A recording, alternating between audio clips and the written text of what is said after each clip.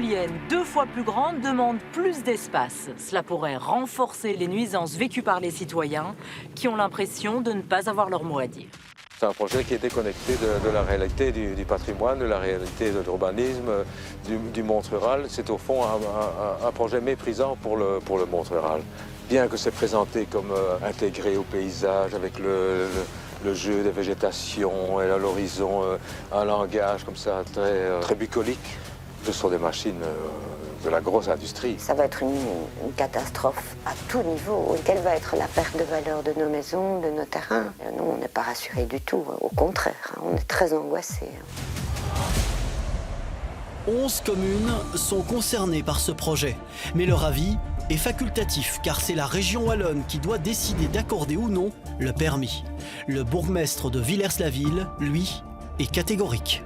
Très simplement, on a dit non.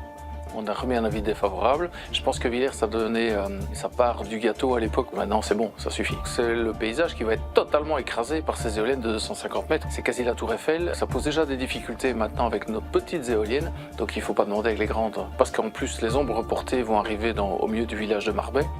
Avec des éoliennes de 250 mètres de haut, l'effet d'ombrage provoqué par le soleil sur les pales risque d'être encore plus intense. Or, selon certaines études, une exposition prolongée à cet effet stroboscopique peut notamment provoquer d'importants maux de tête, des nausées ou encore des vertiges.